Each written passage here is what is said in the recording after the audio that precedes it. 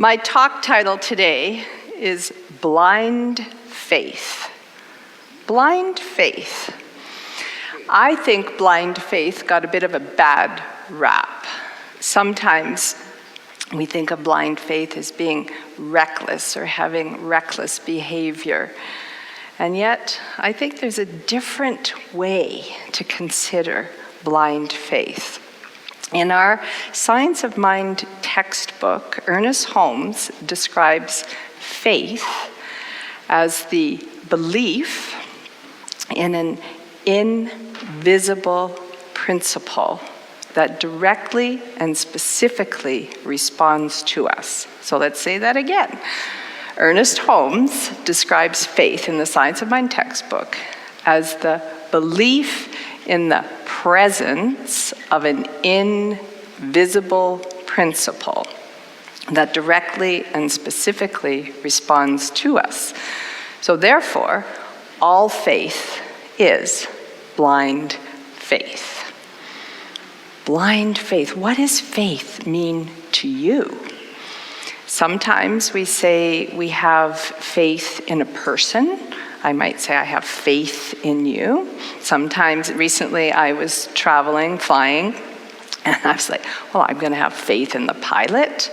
I'm going to have faith in the mechanics of the plane. What do we have faith in? If I think about all of that, faith in the person or faith in humanity, I've heard that before, we put our faith in. The big umbrella over top of everything is our faith in spirit. Our faith in this thing that we call spirit or infinite intelligence, the one mind, the divine. George, doesn't really matter what you call it. Spirit does not have attachment to what we call it. My question is, what do we put our faith in? So we say, I have faith in spirit. And then I come back to blind faith, where it says, unquestioning trust. Whew. And I'm like, oh, I might have a few questions. Sometimes when something happens, I have more questions than when things are going very smoothly. Have you ever noticed that? And so when we think about faith, do we have more faith in spirit, love, compassion, the qualities of spirit, overwhelming goodness? Spirit is all good. Or do we put more faith in the trials, the tribulations, the struggles of the human experience? Sometimes my faith, as I said, is a little less balanced, and I might be thinking in a certain moment I have more faith in the challenges of life. Anybody ever had faith in those challenges? Today is a hard day! Which brings me to the angry chicken. How many of you have ever seen an angry chicken, either for real or online?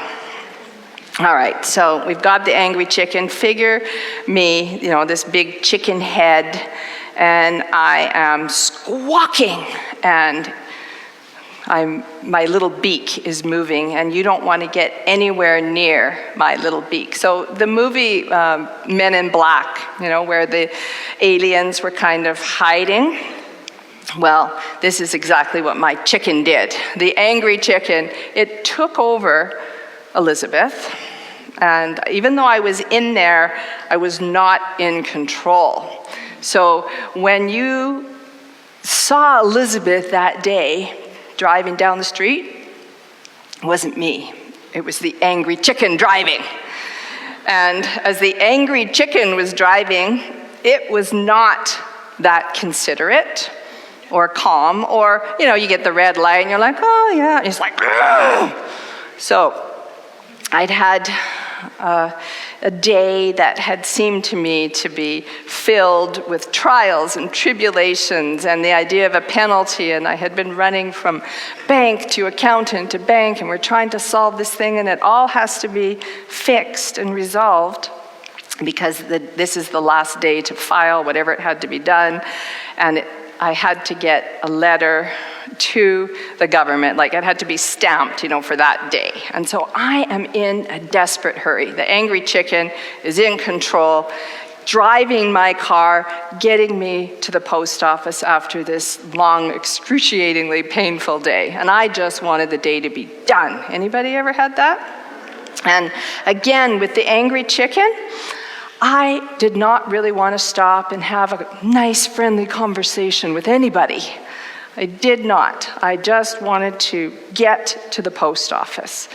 So the angry chicken got to the parking lot outside of Shoppers Drug Mart, and the angry chicken got me into Shoppers Drug Mart, and Spirit put a giant obstacle in my path. I came to a stop. Has anyone here seen Young Frankenstein?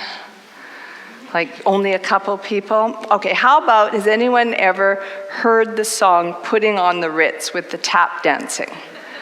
Okay, so in front of me is Gene Hackman in Young Frankenstein, who's tap dancing, putting on the Ritz.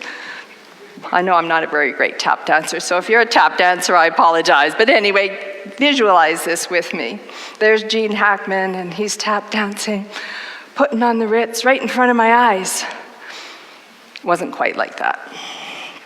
In front of me, the obstacle was a visually impaired elderly gentleman who was tap dancing with his cane, and from my perspective, he was not getting anywhere.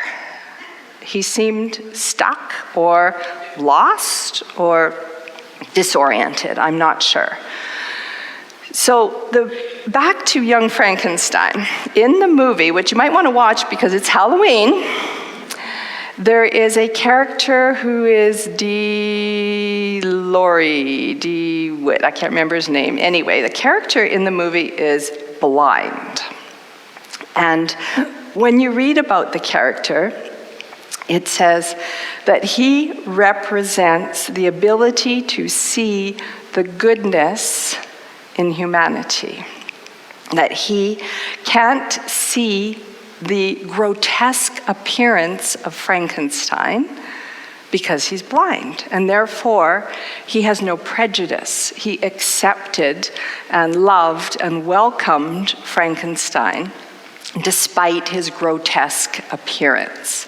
So the blind fellow in the movie represents this non-prejudicial person who accepts and welcomes. So in front of me, as I'm confronted with the visually impaired man, I realized he was that character in the movie because he didn't see the angry chicken in front of him.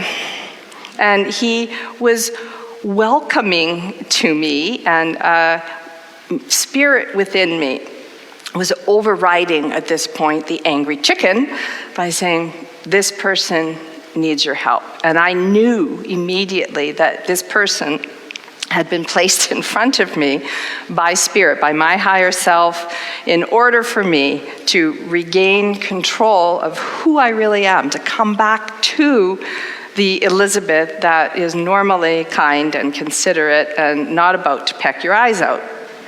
So the gentleman I went to and I said, can I help you find an aisle or something in the store?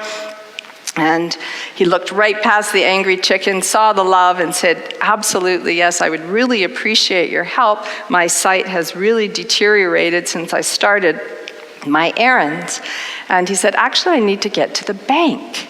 Well, we're in the back of a drugstore where we have to go all the way out to the front where the mall entrance is and down another very long aisle to get him to the bank. No problem. He told me exactly where to put my arm, exactly how to walk with him so he could get there. We get to the bank and I'm like, oh, I need to adopt him. I need to take him home and take care of him because clearly he needs my help. Yes and no. In the moment that Spirit brought us together, he was able to help me more than I helped him, number one. But number two, I needed to recognize that if Spirit is in me, Spirit's also in him. And Spirit knew exactly how to get him help. I was there for that piece. But it was not my responsibility to take him home, even though I wanted to adopt him and make sure he was cared for the rest of his life. So I had to back away and leave him in the hands of the other people in the bank whom Spirit also operates through. So remembering how much each of us contributes to the well-being of humanity and to the goodness of who we really are when we can override the angry chicken.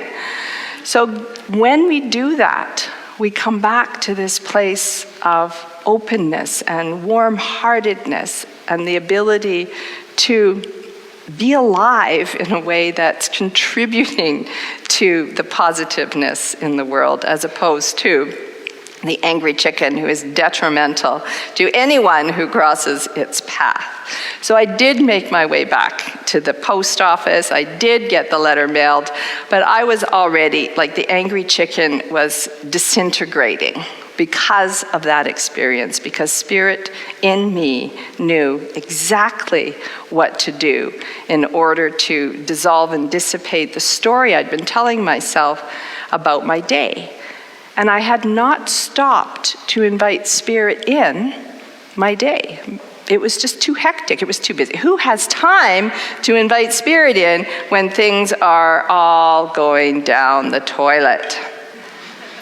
I may suggest that it helps us more than we think if we pause just for that second. So remembering again how Ernest Holmes describes faith, all faith. And when we put our faith in this invisible principle, what are we putting our faith into? The power of goodness, the power of love, kindness, joy. These are things that Spirit would love for us to exude.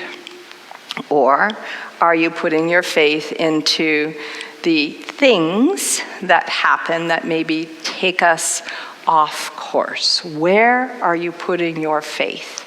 And how can you increase your faith in this goodness that is ever present, always here in each and every one of us? How can we develop more of this idea of blind faith? Well, I said to you earlier that blind faith can sometimes mean reckless behavior. Anyone ever seen someone having this kind of blind faith and reckless behavior, and you're like, oh, maybe you should not do that or think about that? Well, discernment is important when we think about faith. We think about faith, we say, trust in Spirit, lock your car door, right? So that's discernment. I'm still not sure how I found myself 2,000 feet above the earth, hanging onto the strut of an airplane where my legs are flapping in the wind, and the instructor is saying, let go, and I'm like, no, thank you, I'm not letting go. How did I get there? I'm in this position, which I wished I had never been in, but I was in it. Anyone here who's ever done skydiving, they take you up in this very tiny, noisy plane, and there's 6 of you crammed like this, and it goes up, and then one person, the heaviest person goes first. So it was like, dropping off, and I'm last. And I'm like, oh, I don't think I'll go. No. So anyway, the instructor finally got me out, and I'm still hanging on, swaying in the wind. And imagine the little goggles, the helmet, your little jumpsuit, got your parachute strapped on your back. There's no instructor with me because the instructor's in the plane, smart guy, and he's the one who's going to pull the parachute, thank goodness, because I would not be here to tell you this tale. if he had not pulled that parachute. So I did finally let go and let God. And at this moment, I'm like, hey, God, it's me, Elizabeth. You know, if you're there, really like to get out of this alive. So I'm terrified for those first couple seconds of the free fall. I'm just like, oh, this is it. And then I realized I was floating. I'm like, oh, hey, this isn't bad. And then I realized I could steer. And there's a little headpiece in your ear, and they tell you exactly where to land. And I was hopeful it wasn't going to be in a cow patty. But it was so wonderful. Now I'm like, okay, like now I'm one with spirit, and I'm floating and I'm steering and always watching, how the birds soar, and it looks so amazing. It really is. It's a very peaceful experience once the parachute had opened and I realized that I was in fact floating and not plummeting to my death. So that was an experience of what I'd call blind faith. Now, I put my faith in spirit that I would live through this, but I also had faith in that parachute. So I'd say the reckless person, the blind faith person, might say, I'm going to jump out of that plane with no parachute because God's going to save me. Anyone ever heard reckless behavior? Well, if there is a God, God will save me. Well, God also says, put on your parachute. Take care of yourself for this physical earth that we live in, where the law of gravity wins. Blind faith. So I put my faith and my trust in this principle that Spirit is at hand, offering me this opportunity to experience both terror and then the joy of the floating and the reason that I wanted to be up there in the first place, build courage, have a new idea, a new environment, a new challenge. And we all challenge ourselves in various ways. As we think about faith, I believe it impacts all of our decisions. I truly believe that how much faith I have has impacted whether I say yes or no to something, whether I allow myself to grow or not grow. Faith has the ability to support and sustain us through life changes, through difficult times, as we come back over and over to this belief in this invisible principle that directly and specifically responds to us. What are we saying? And I was in a time and place, so think back to the fairy tale, a long time ago in a faraway land, Elizabeth had this job, J-O-B, job, that for a long time was a great job. But I had been finished with that job for a while. Anybody ever been finished with something? It was great for a long time, but then you're done. And even though I knew I was done, I was unable to make a change or a shift because I was too scared. So for me, that time in my life felt like I was in a dark, damp miner's tunnel. And I was cold and shivering and lonely and frightened, but I was in this miner's cave and I couldn't get out. I didn't know how to get out. Even though it was awful, it seemed like trying to get out was scarier. Anyone ever been in one of those dark places where it's felt awful, but it seemed like, well, it's safe right here anyway. At least, I'm somewhat alive. That's good enough, right? I'm partially there. If you think about the picture of Alice in Wonderland in that tiny little box, and she's all scrunched up and she can't move, it felt like I was boxed in my job, just hunched over, and I didn't know how to expand. At that point in my life, I didn't have the solidity of the teaching I have today. I didn't take all this teaching until after that. And so I was pretty afraid and frightened, and my idea of spirit wasn't necessarily fully evolved at that time. And I was doing training for this company. Now, many of you know that I'm an educator. I've always loved teaching and sharing and educating. It feels like that was my divine call. I took elementary education and I realized I was drowning in quicksand. Didn't work out for me. Spirit still had me. And Spirit led me to take adult education at the university and help get me into a field which for many years felt fine. I was learning, I was growing, I was evolving, I felt good. And then as the years went by, that feeling good just dropped and dropped and dropped. And in this case, where I was doing the training, the education, it was forced education. How many of you have been forced to take a class or a program through work and you really didn't want to be there? So I didn't have any control over the material that I was delivering. It came to me, it was a package, it was like, here's what you're going to say, here's what you're going to teach, and some of it wasn't that exciting.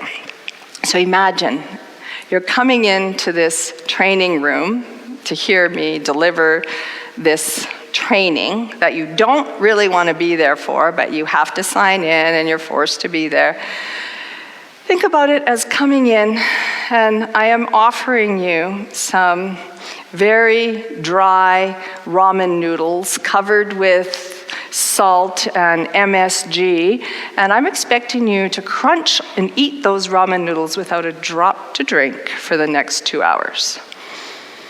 Tasty? Yeah.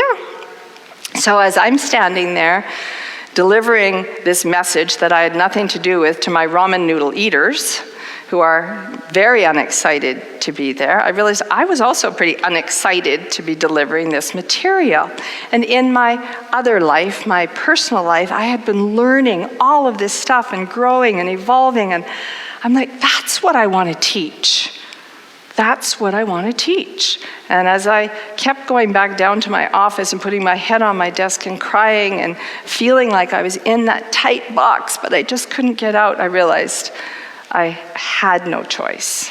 I had to get out. And for me, that came in the way of a stress leave, which allowed me to stop and contemplate and work on myself and decide, okay, what do I really want to do? What is the spirit-inspired message within me that wants to come out? I didn't put it that way back then, but I still knew there was a call within me.